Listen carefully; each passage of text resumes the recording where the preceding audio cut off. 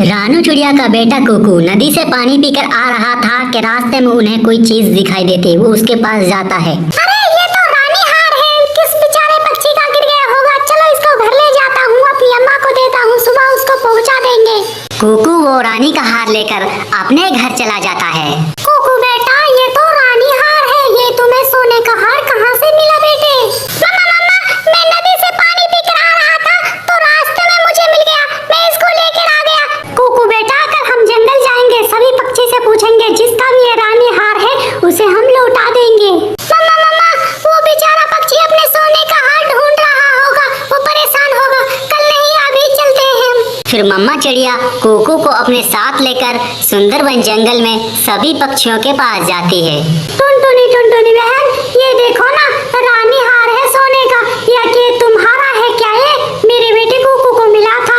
अरे नहीं रानू चिड़िया बहन, ये सोने का हार मेरा तो नहीं है, लेकिन तुम्हें ये कहाँ से मिला है? टुनटुनी आंटी जी, मैं नदी से पानी पीकर आ रहा था तो रास्ते में मुझे ये मिल गया, किसी पक्षी का होगा, मैं इसलिए इसे घर ले आया। पास में ही बैठी हुई गोरी कौवी ये सब सुन लेती है, झट से उनके पास चली आ जाती है। ये रानी हार सोने का तो मेरा है, तुम्हें कहाँ से मिला है? चिड़िया, कमजोर चिड़िया, लाओ मेरा सोने का हार मुझे वापस दो। क्या गोरी बहन, हम चोर हैं, मेरे बेटे कुकू को मिलाता है, हम तो इसे देने ही आए हैं। हाँ गोरी आंटी, मुझे ये नदी पर मिला था, मैं पानी पीने आया था, वहाँ मिला, इसे लेकर मैं घर आ गया था। चोरों, लाओ मेरा सोने का हार मुझे वापस दो, चाहे तुम्हें कहीं से भी मिला हो, लाओ मुझे वापस दो। फिर रानू चिड़िया वो सोने का हार गोरी कवि को दे देती है। गोरी कवि सोने का हार लेकर वहाँ से भाग जाती है। गोरी, ये रानी का हार सोने का तुम्हें कहाँ से मिला है? कालू जी, मुझे नहीं, वो चिड़िया के बेटे कुकू को मिला था।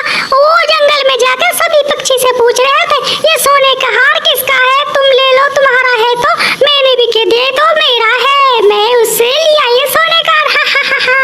वाह गोरी, तुम तो बहुत चालाक हो, तुम तो अब अमीर हो गई हो। हाँ कालू जी, मैं तो बहुत अमीर हो गई हूँ, अब इसमें मैं सुंदर बहुत लगूंगी, अब इसको सभी पक्षियों को दिखाऊंगी मजे मजे से। फिर क्या था, गोरी कवि तो वो सोने का हार लेकर सभी पक्षियों के पास जाती है। वो सबसे पहले कबूतर के पास जाती है। मोटी आंखें वाले कबूतर, ये देखो मेरे पास सोने का हार है, ये मेरे पति ने लाकर मुझे दिया है। अरे गोरी, लगता तो नहीं तुम्हें कालू ये सोने का हार लेकर देगा, मुझे लगता है तुमने किसी की चोरी की है। ये बोलकर कबूतर वहाँ से भाग जाता है। चील भी अपना सोने का हार ढूंढते ढूंढते उसी दिशा में आ जाती है। उसे कबूतर देखता है, वो कबूतर के पास आ जाती है। अरे कबूतर भैया, मेरा सोने का हार गिर गया था, तुमने देखा है कहीं? वो मैं ढूंढ रही हूँ, सुबह से परेशान हूँ। अब समझ में आया वो सोने का हार किसका था। कबूतर भैया, क्या किसके पास है मेरा सोने का हार? बताओ ना प्लीज। चील जी, बता तो दूंगा मैं, और उस गोरी कवि से ये मत कहना कबूतर ने बताया है, तुम्हारा वो सोने का हार गोरी कवि के पास है। फिर गुस्से में चील उस गोरी कवि के पास जाती है। मिल गया मेरा सोने का हार, लाओ गोरी कवि, मेरा सोने का हार मुझे वापस दो। आजिल, ऐसे कैसे दे दूं? ये सोने का हार तो मुझे कालू को लाया था, ये तो मेरा है। गोरी कवि, तुम्हें ऐसे समझ में नहीं आएगी, अभी बताता हूँ तुम्हें मार खानी पड़ेगी। प्लीज प्लीज जल्दी मुझे छोड़ दो, ये तो मैंने चिड़िया के बच्चे से लिया था, ले लो अपना ये। फिर चील अपना सोने का हार लेकर वहाँ से चली जाती है। प्यारे दोस्तों, इस कहानी से आपको क्या सीख मिली कमेंट में जरूर बताएं। हमारे चैनल को सब्सक्राइब कीजिए, वीडियो को लाइक कीजिए। आपका धन्यवाद। रानू चिड़िया के दो बच्चे थे, बेटे का नाम गोलू और बेटी का नाम गुड़िया था। गुड़िया बड़ी हो गई थी, इसलिए रानू चिड़िया अपनी बेटी की शादी करनी चाहती थी। गुड़िया बेटी, मैंने अपनी सहेली से तुम्हारी बात पक्की कर ली है। क्या बात मम्मा? शादी की बात बेटी, मैंने तुम्हारी बात उनसे पक्की कर दी है। वो चिड़ा बहुत ही अच्छा है और मेहनती भी है। मैंने तुम्हारी शादी की बात अपनी सहेली से पक्की कर चुकी हूँ। मम्मा, मुझे नहीं करनी उस चिड़ा से शादी, वो बहुत बुरा लगता है मुझे नहीं करनी उनसे शादी। बेटी, अगर कोई भी मेहनती हो तो कामयाब हो जाता है, वो तुम्हें हमेशा खुश रखेगा, वो बहुत अच्छा चिड़ा है। मम्मा, आपको समझ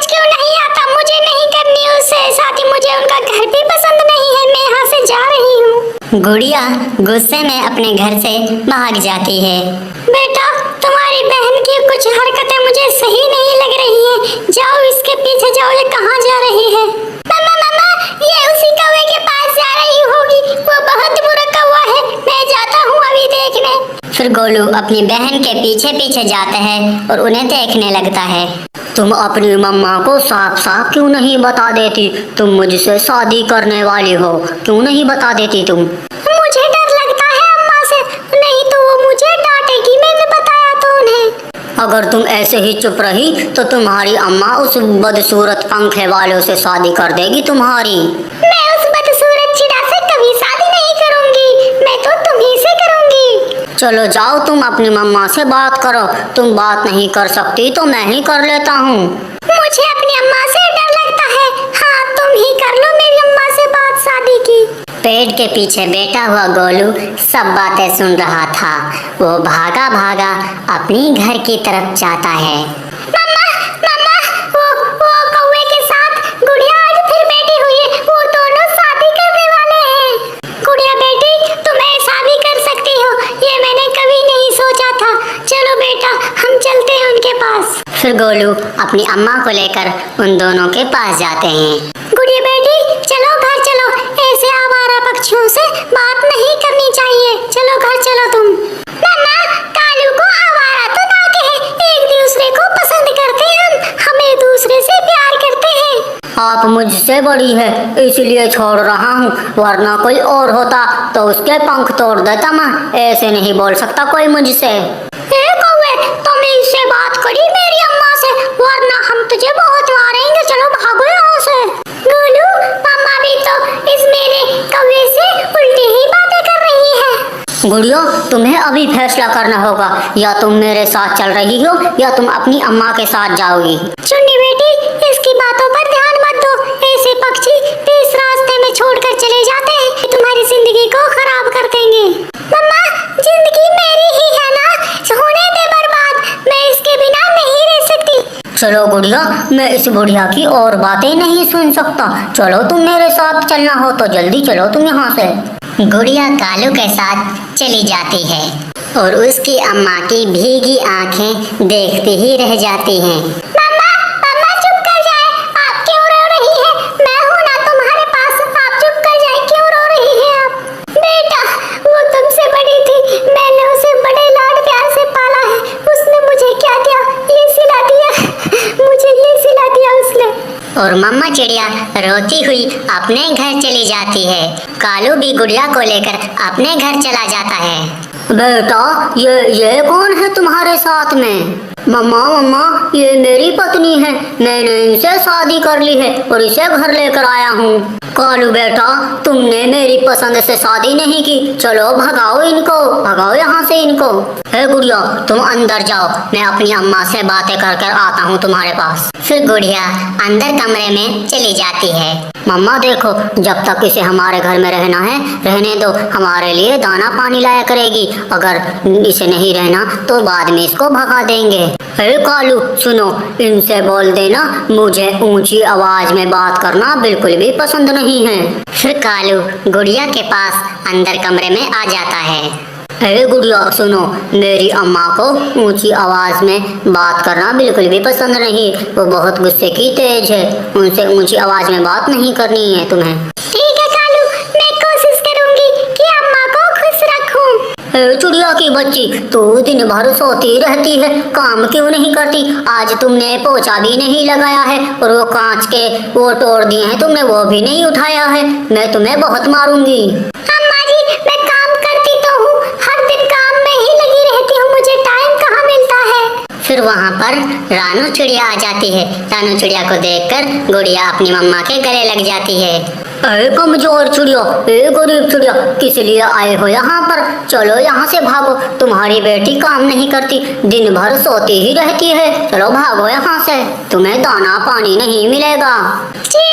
मैं तो अपनी बेटी को देखने आई हूँ, वो खुश भी है शादी कर कर। हाँ हाँ, अपनी बेटी को अब देख लिया है तुमने। चलो भागो यहाँ से, तुम्हें कुछ खाने को नहीं मिलेगा यहाँ पर। चलो भागो यहाँ से तुम। रोती हुई चिड़िया वहाँ से अपने घर वापस चली जाती है। अम्मा जी,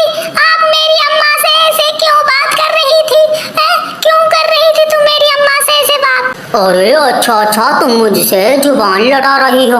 अभी बताती हूँ तुम्हें। ये लो, ये लो, मैं बताती हूँ। चलो भागो यहाँ से तुम। उसी समय कालू कौवा घर आ जाता है। बेटा, इसने मुझे मारा और इसकी अम्मा भी आई थी यहाँ। इन दोनों ने मुझे मिलकर मारा। इनको मारो तुम।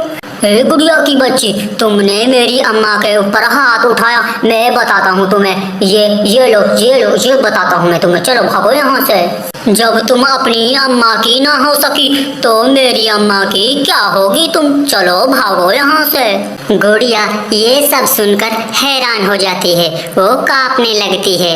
जब तुम अपनी अम्मा की ना हो सकी तो मेरी अम्मा की क्या होगी तुम। चलो भागो यहाँ से। ये आवाज गुड़िया के कानों में गूंज रही थी। गुड़िया जाकर एक नदी पर जाकर बैठ जाती है और नदी पर जाकर रोने लगती है। मैंने बहुत बुरा किया, मैंने बहुत बुरा किया अपनी अम्मा के साथ। मैंने अपनी अम्मा, अपने भाई को छोड़ दिया इस कौवे के खातिर। मैंने बहुत जल्दी की, मैं बहुत बुरी हूँ। ये सोचकर गुड़िया नदी में छलांग लगाती है कि तभी चिड़िया आ जाती है, उसे बचा लेती है। गुड़िया बेटी, ये क्या था, क्या हुआ है? अब मैं नहीं आती तो तुम इस नदी में डूबकर मर जाती। ये क्यों कर रही हो? अपनी मम्मा को क्यों सता रही हो? मम्मा, मम्मा, मैं बहुत बुरी हूँ। उस कौवे ने मुझे छोड़ दिया। आप सही कह रही थी, मैं बहुत बुरी हूँ। मैंने बहुत जल्दी किया आपको, आप सबको छोड़ दिया मैंने।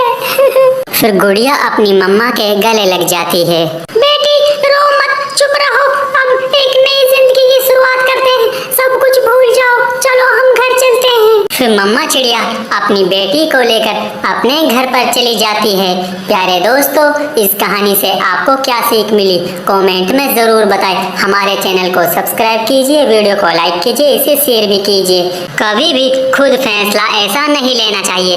अपने माँ बाप के ऊपर छोड़ दो, वो आपके लिए भला ही करेंगे। आपका धन्यवाद। सुंदरवन जंगल में आम के पेड़ पर कौवों का परिवार रहा करता था।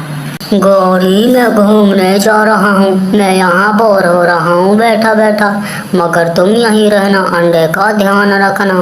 कालू कौवा वहाँ से घूमने के लिए निकल जाता है।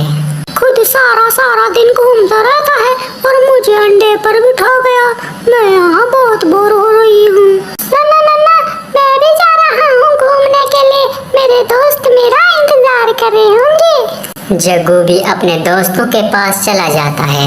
अगर मैं भी घूमने चली गई तो मेरा अंडे का कौन ध्यान रखेगा? ऐसे तो कोई भी मेरा अंडा उठा कर ले जाएगा। चलो मैं उस चिड़िया के पास जाती हूँ। फिर गौरी कौवी अपनी पड़ोसन चिड़िया के पास जाती है। चिड़िया, मेरा अंडा अपने पास रख लो। मेरी माँ बीमार है, मैं उनसे मिलने जा रही हूँ। शाम तक आ जाऊंगी, तुम मेरे अंडे पर बैठ जाओ।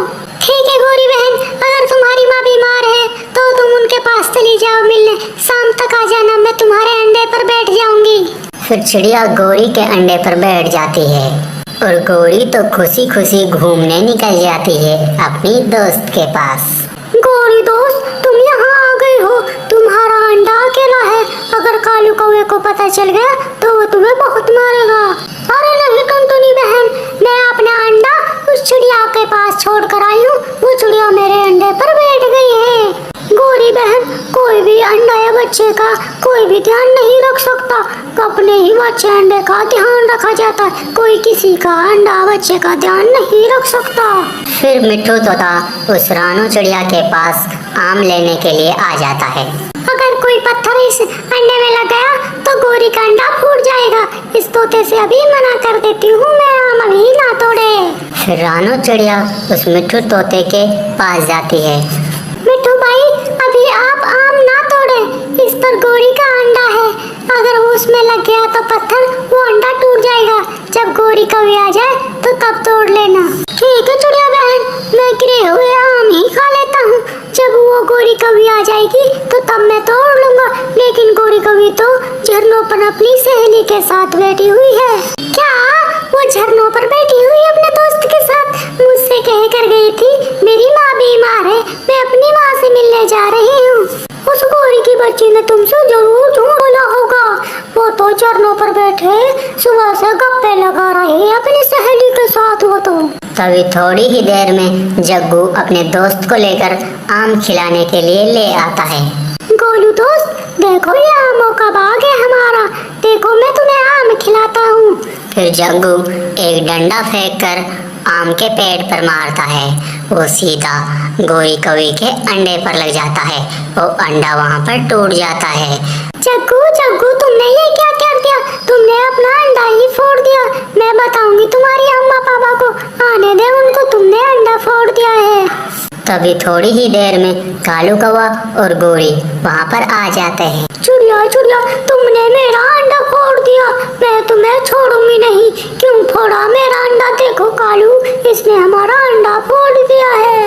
गोरी बहन, मैंने तुम्हारा अंडा नहीं फोड़ा, ये तो तुम्हारे ही बेटे जग्गू ने फोड़ा है।